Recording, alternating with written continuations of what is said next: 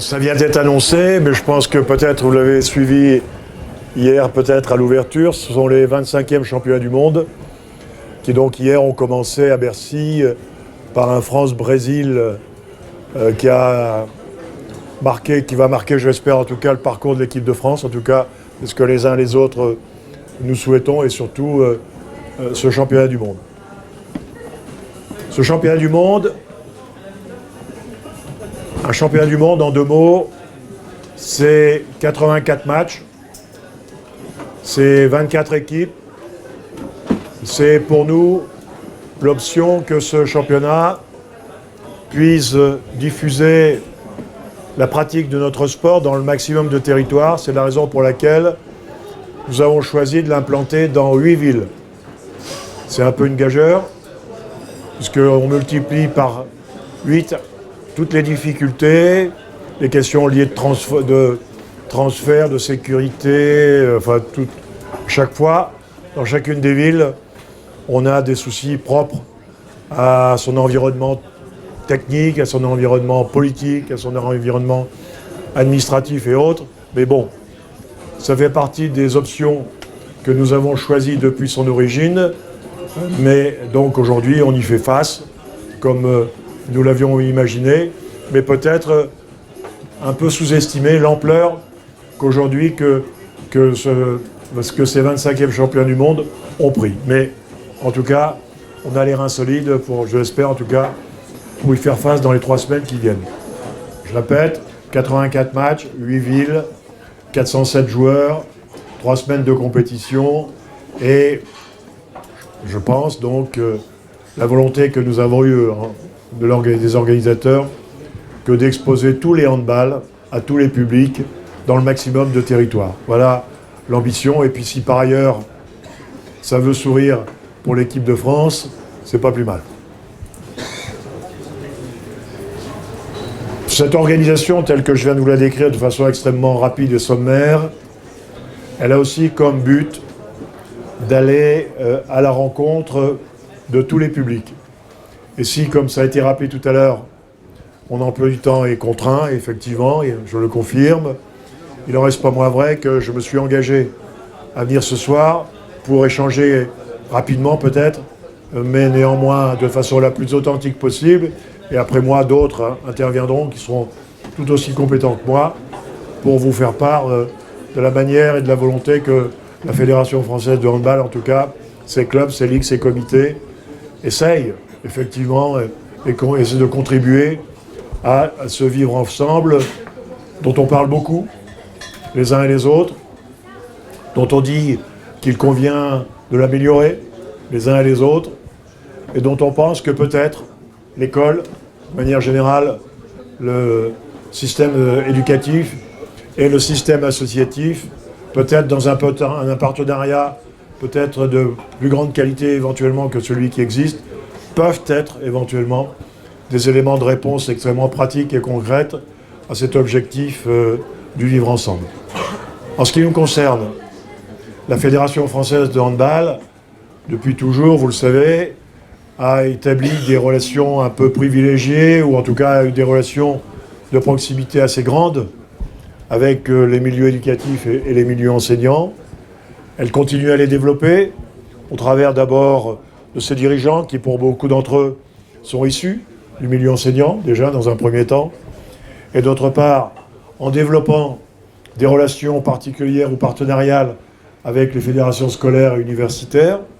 en développant les initiatives qui sont propres au milieu scolaire ou qui peuvent être propres au milieu fédéral. Et si aujourd'hui, ce sont les 25e championnats du monde de handball masculin qui sont en train de se dérouler, en avril dernier, à Rouen, se sont déroulés les championnats du monde scolaires, qui ont eux aussi connu un très très grand succès populaire et qui ont mobilisé un certain nombre important d'associations sportives scolaires. Voilà, extrêmement concrètement, aujourd'hui où on en est de cette relation. Alors, quid de l'éducation physique et du sport à l'école, mais vous, ou dans le milieu scolaire de manière générale, vous êtes sans doute mieux placé que moi pour vraisemblablement répondre à cette question. On a toujours placé le handball comme le premier sport scolaire dans notre pays. Il n'en reste pas moins vrai que je pense que la première pratique chez l'inspecteur, c'est le badminton, je crois bien, ou peut-être la danse. Je ne sais pas si c'est la danse ou le badminton. Non, c'est pas ça. Mais donc, vous corrigerez éventuellement si je me trompe. Donc, un des objectifs de ces championnats du monde, au cas où éventuellement ces liens auraient pu se distendre ou n'auraient pu éventuellement la qualité qu'ils ont eue jusqu'à maintenant, c'est une bonne opportunité et c'est tout simplement le sens de ma présence ici que éventuellement d'améliorer cette qualité en confrontant nos avis,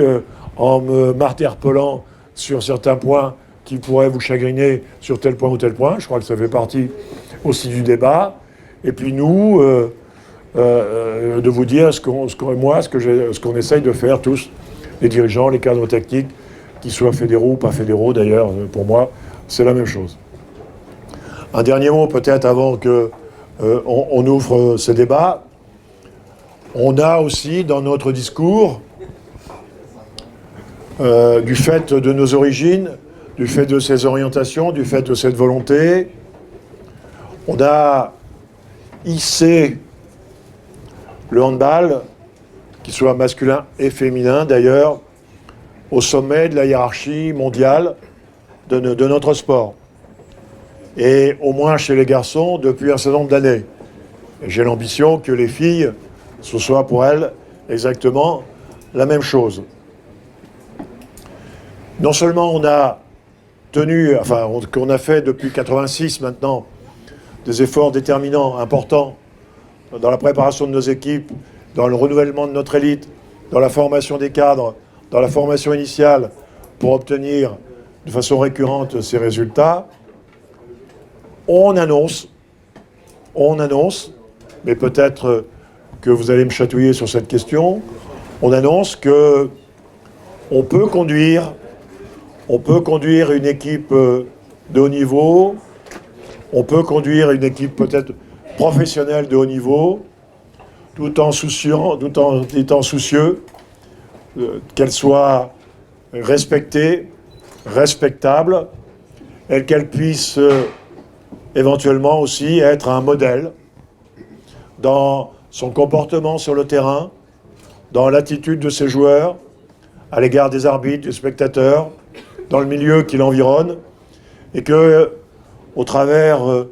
de sa médiatisation, de l'impact qu'ont certains joueurs singulièrement emblématiques,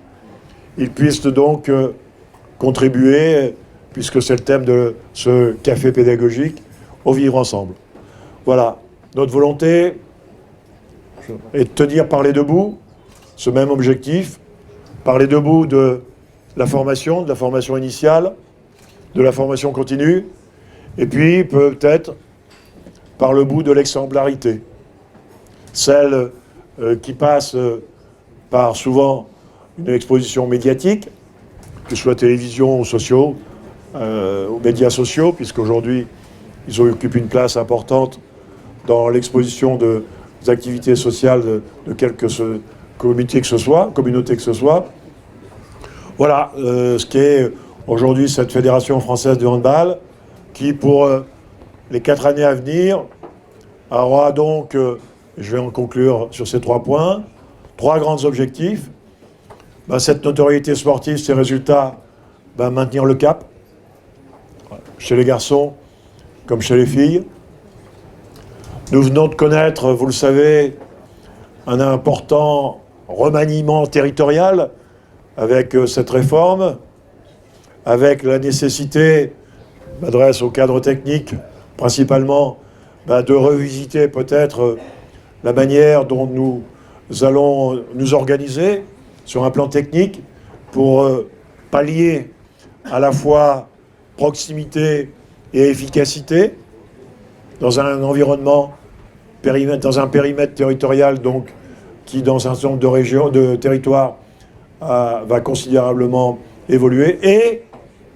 troisième objectif, que la fédération, au travers encore une fois de son réseau, de ses activités, de son image, de celles et ceux qui portent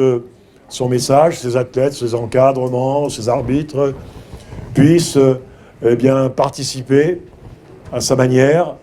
et c'est, je crois, le thème, encore une fois, de ce café pédagogique, à la vie sociale ou sociétale de ce pays, y apporter sa modeste contribution.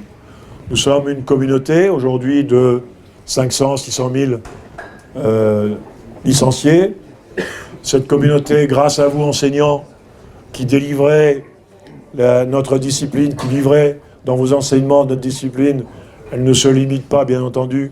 à ces seuls licenciés, elle va bien au-delà. Mais pour qu'elle aille bien au-delà, encore faut-il qu'on ait la possibilité de se rencontrer, par exemple, un soir, au Lutèce, au mois de janvier, à l'occasion d'un 25e championnat du monde. Voilà, j'ai bouclé la boucle, c'est la raison de ma présence, tout simplement pour être quelques instants à votre écoute, essayer de tenter de répondre sur l'une de vos questions, et puis d'apprendre surtout de vous, qui êtes au quotidien avec les jeunes, ce qu'ils attendent, de faire en sorte qu'éventuellement, on puisse, nous, fédération, mouvement associatif, mouvement dirigeant, mouvement bénévole, cadre technique, professionnel, s'associer pour être en parfaite adéquation avec vos attentes. Voilà mon vœu, et que l'on passe une bonne soirée, et encore merci pour la bière.